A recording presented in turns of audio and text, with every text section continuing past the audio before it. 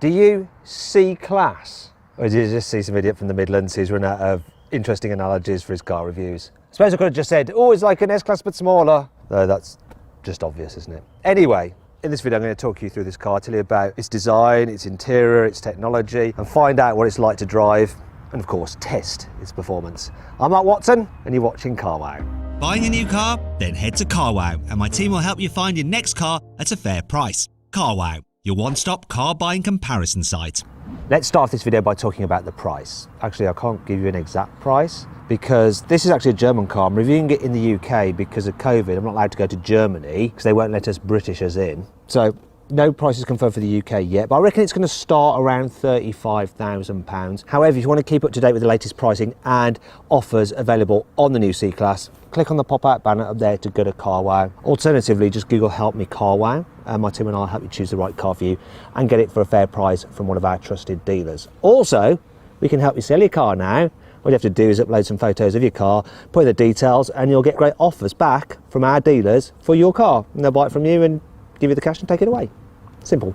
Let's talk about the design. Obviously, all new car, all new body panels. Looks smart if you ask me, and I like it in this matte grey paint. The tail lights are a bit like those on the revised E-Class. But what is this? This is a fake rear diffuser. And what is that and that? Bear with me. Don't have the Carwow sticker truth, but we have the Carwow grass straw of truth, which will reveal these are as fake exhaust pipes can possibly get. And wait a minute, I'm not done. Fakery there. Oh yes, Mercedes, what are you up to? You just can't give it up, can you? Fakery is absurd. From the side, the new C-Class does look very S-classy, doesn't it? It just does. Now this one has the 19-inch alloy wheels, which is the largest size you can get on the C-Class. They actually start at 17s, which would look really, really small. Also, this design of wheel with this black insert rim kind of makes them look smaller than they actually are. What do you think about them? Let me know in the comments. So this car has this side sill here, it's got black door mirror caps, it's got rear privacy glass and black around the windows, and I guess that would be very much like the UK's AMG premium line spec, but it's actually a German spec car, which doesn't mean that it likes to go to nudist beaches of the weekend. It's just that they do slightly different specs there. Now if you're German and you're watching this and I just offended you, sorry. If you'd rather watch a proper German do Carwow reviews, click on the pop-out banner up there to subscribe to our German Carwow channel presented by a proper German. This is him doing some German stuff right now. Richtig bescheuert, war egal. No idea what he said. Was it I go to nudist beaches? Probably was. Here at the front, the new C-Class looks sportier than the previous generation version, though obviously this one is helped by the fact it's got the AMG lower bumper look with more fakery here. So I like this. These little three-pointed stars in the grille, very, very cool. So too are these headlights, really nice. I'll tell you more about those later. And I like the creases in the bonnet, just make it look aggressive. Here on the inside, this new C-Class is super stylish. I love the design. It looks way better than a BMW 3 Series and an Audi A4. It's sort of S-classy, but more youthful, more sporty. For instance, these air vents on the dash, I much prefer the shape of those than the squarish ones in the S-Class, and they do the same thing, you know, when you increase the temperature, you get red ambient lighting there, and then when you decrease it, it goes blue, and there's lots of other ambient lighting about the place with loads of different colour choices, and it uses fibre optics, so it's nice and bright. Great. I even like this weird trim, which is sort of like one of those magic eye paintings. If you stare at it long enough, you will see a dolphin, or you'll get a migraine. It's sort of carbon fibre-y, but not fake carbon fibre. Works without looking cheap, like that.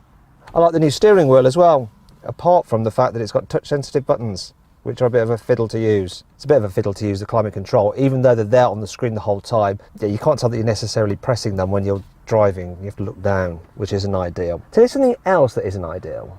Well, like materials up here and here all feel good, and you get leather as standard, heated seats as well. Bits of this cabin feel a bit cheap.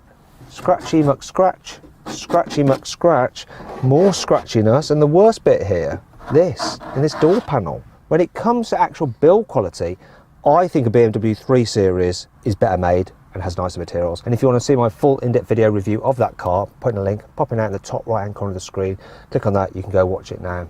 Can't fault this car for practicality though, so underneath here you have your cup holders, and they're just the right depth for your coffee cup, and you can press this button as well like that to hold it tightly so it doesn't spill when you're bombing through the corners. You've also got some USB-C ports there and a wireless charging pad for your mobile phone, but will it fit? the big Samsung S20 Ultra in its case? Lo and behold, it does. Bet I forget that later. Under here there's more storage, quite a lot of space, and there's a cloth there, obviously for wiping my... No, it's for cleaning the screen. More USB connectivity in there as well. As for door bins, they're accommodating. Large bottle fits, no problem at all. As for the glove box, come on. Oh, look, it's got that silly blooming perfume in here. Silly perfume, what's that? Mercedes-Benz Freeside Mood, Freeside. What does that even mean? Just smells sickly sweet. If that wasn't there, that would fit. Oh well, there you go, that's your practicality. Let's talk about the infotainment screen. So this is the thing that dominates the cabin. This portrait style screen, like you get in the S-Class, loads of functionality, easy to use. Mercedes' latest system, very, very good. Of course, you've got Apple CarPlay and Android Auto, which I'd actually just use. And you've got voice commands as well. If you dare to say, hey Mercedes, how can I help? She'll chirp up and try to help you. Set temperature to low. I'm sorry. Can you say that again, please? Hey Mercedes. Hey Mercedes. How may I help you? Set temperature to low. Temperature set to minimum. How did that sound any different? Why didn't it understand the first time? Yeah, they're hit and miss. I'll probably will just be pressing the button to tell you the truth. Good infotainment system though, other than that. And that brings you on to this driver's display. Very clear, loads of different views for it. So you can swipe through and change the look of that, have more information, have less information. One thing it doesn't seem able to do, I don't know if it's an option and it's just not available in this car, is the 3D effect you can get on the S-Class. Shame. I love that feature. Other than that though, yeah, really nice. And driving position, plenty of adjustment. If you're big or small, you'll be able to see out.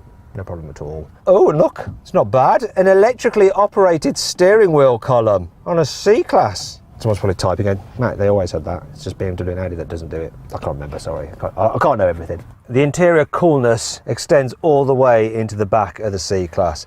I love the design of the doors and the armrests. And quality is generally good back here, though once again there are a few cheap feeling bits and pieces about the place. In terms of the space, they've actually increased the size in terms of knee room and headroom. Look, so knee room's good. Headroom, I'm average height. In fact, I'm very average. I'm surprised so many of you watch these videos. Anyway, average height, and I've just about got enough headroom. People over 6 foot might find it a bit tight, but it could be due to the fact we've got the glass roof, which you can't see because I've got the blinds up because it's just too bright. The seats themselves are nice and comfy, and I love the actual pattern on them, and the leather's really soft. Now, if you need to carry 3 people at once in the back, there's always that problem with these kind of cars, a big hump in the floor, which you have to straddle, and the middle seat is a bit of a perch, so you end up then touching your head on the roof. As for the rest of the car in terms of practicality, so airplane style folders on the seat backs, they're nice. Big door bins. You've got an armrest here with no cup holders in the way, so when you rest your arm on it, it is comfortable. Instead, look, your cup holders are here, and there's this little slot there for a mobile phone. Your phone won't fit in there if you've got it in a case, otherwise it would do. Wait a minute, that's a bit weird. These look like the eyes of a robot. Speaking of which, these air vents and the climate control here for the back looks like the face of the robot from Futurama, Bender. Anyhow, if you want to carry longer items, you can fold this down, have 2 people either side, no problem at all. And the ISOFIX anchor points have these really cool covers where you can just push the seat into place like that, and then when you want to cover them back up again, you just press there. So no need to lose the ISOFIX anchor covers at all. And there should be enough space back here to even fit a bulky rear-facing child seat. Are you ready to see the new C-Class's boot? Let's be honest, it's why you're all really here. Let's do it. Wow, there it is. Saloon boot. Slightly awkward shape because of the curved rear end. Some storage under here. Ah, look, and the classic, the Mercedes crate.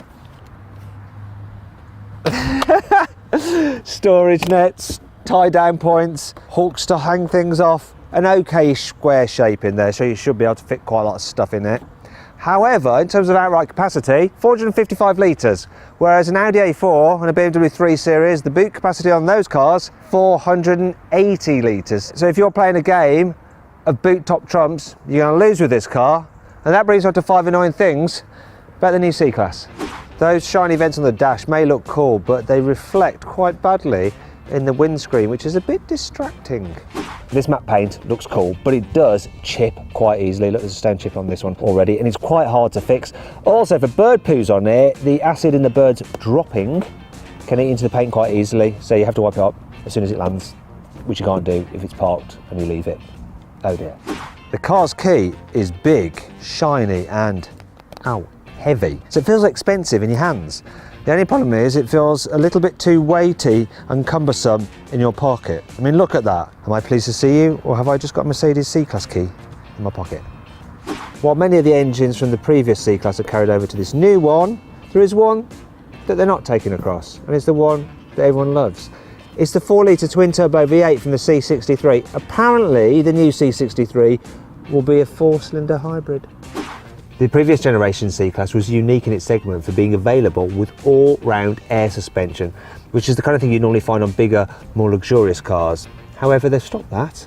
It's now just coil spring on the saloon. That's all you get, coil springs, traditional, old school method of suspending. I'm just waffling now. Get out. Thankfully, this car has plenty of cool features to help make up for all this. Here's 5. All versions of the C-Class come with mild hybrid technology, so they improve the efficiency of the stop-start system and allow you to coast when you're slowing down.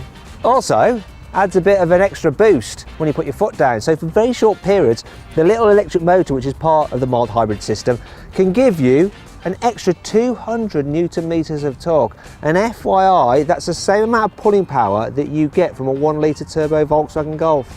Are you too posh to tug on manual releases to lower the seat backs in your saloon car? Well, don't worry, you can get electric releases here in the C-Class. Ta-da! Just look at the incredible definition you get on the surround view cameras. And of course, you can look all around the car if you want to. Come on, let's have a look-see around. What's that there? That's the bottle of water from earlier, although it looks like it's been flattened. Anyway, you get the general idea. Not only has the new C-Class got an airbag between the two front seats, so the driver and the front passenger don't bang their heads together in the event of a collision, there's also airbags on the outer portion of the seats to push the seats inwards in case the car gets hit from the side. Not only can this new infotainment system receive over-the-air updates like your mobile phone, it can also connect to home smart devices through the voice command. So I could say, "Hey Mercedes, How may I help you? is there a thief in my house?" And it should be able to connect to my home security system and let me know. I'm sorry. Can you say that again, please? I don't think this one is connected to my home security I'm system. sorry, but I Shut can't up, I'm help trying to you talk to the with that people. right now. Shut up, go away, shut up, go away, clear, go, bye. Bye, bye. Right, engines, let's do this. Dead simple. Turbo petrols, or 2-litre 4-cylinder. So in the C200 you have 204 horsepower, in the C300 you have 258 horsepower. Diesels, once again, all 2-litre 4-cylinder. In the C220D you have 200 horsepower, in the C300D you have 265 horsepower.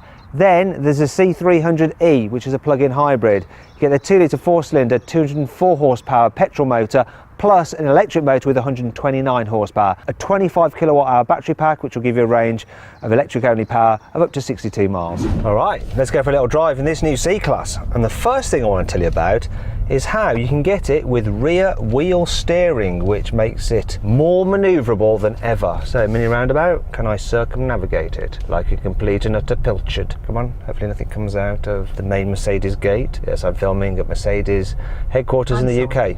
Yes, be sorry because you interrupted. I'm sorry, but I can't help you with that right now. But you can interrupt me, can't you? Anyway, I'll tell you what's even more annoying than is the fact that you can't get the rear wheel steering in the UK. Why? Right, let's move on. Let's address the first issue I raised, the fact you can't get this car with air suspension anymore. But does it need it? Well, this one is fitted with the adaptive dampers and I've got the car set in comfort mode. And you know what? It's actually very comfy and it does that kind of floaty thing that you get from an S-Class, which feels expensive, but it does make me wonder just how tied down this car will be when I start to push it through some corners, or because I'm in Milton Keynes, some roundabouts, because they have a lot of roundabouts here. Because being the C-Class is supposed to feel more sporty than the S-Class, obviously, and the steering in comfort mode is pretty light, but it's direct and it puts the car where I want it to. I am going to now just move into sports mode. In fact, let's go the whole hog, Sports Plus, and see what it feels like round this roundabout. Do you know what? It stays fairly flat in the turns, yet it doesn't feel like the suspension is that hard, even in the Sports Plus mode. still good over bumps. I went over a few bumps then and it was absolutely fine. That's impressive. Right, that's enough of that. Let's go straight ahead now. Another new thing on this car is the cruise control. It's automated, it'll steer to keep you in lane, keep you a safe distance from the car in front, but you can use it just on normal roads like this and in town. It can still figure out where it is, doesn't need such clear white lines. It's really quite good if you want to let the car do most of the work in all environments, not just the motorway. I like that. I'm just going to disengage it now because I need to test the car and have a feel of what it's like. Oh, well, that's annoying. The indicator has the windscreen wipers and it's easy to just flip it like that. So what's also annoying, don't know if you can hear this, very hot day, so I've got the air conditioning on. It's on the lowest setting, yet the vent's quite noisy, which is a shame because the rest of the car is actually quite quiet. Hardly any road noise or wind noise. The only thing I can hear is this. When I put my foot down, that diesel just doing what a diesel engine does. But it's not as gravelly as some diesel engines, I'll tell you that. And it does pick up really nicely actually. So let's move back into comfort mode because I think that's what this car is all about. And it is such a relaxing thing to drive. Nice and chilled. I like this. You can do long distance in this car and the seats are lovely as well. They've nailed this car in terms of how comfy it is to drive. And yet it doesn't feel all lollopy in the bends either. It's quite sharp. Not quite sporting as a BMW 3 Series, but not far off. I'm impressed. Right, I'm going to launch this car. This C220D should do 0 to 60 in 7.3 seconds. Specialist timing gear here. Let's see what happens. Come on. What are we going to get? 7.2 seconds. A little bit quicker than they said. Overall though, this car is deeply impressive to drive. In fact, it's very much a lovely thing. One small thing I'm noticing as I'm looking that way that you can't see.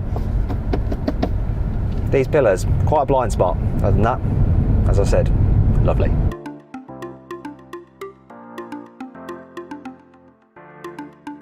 So then, what's my final verdict on the new Mercedes C-Class? Should you avoid it? Should you consider it? Should you shortlist it? Or should you just go right ahead and buy it? Well, if you want the comfiest and most high-tech car in its class, this is the one you want. So go right ahead and buy the new C-Class.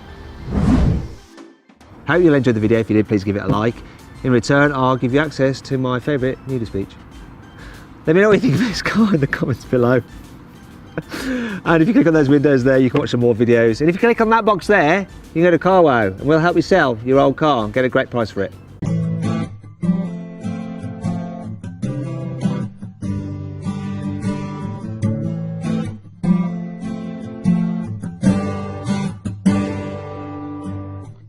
Though at the first sight, I never believed. When I saw you for the first time, I changed my mind. Your eyes and your smile are a fantasy. I need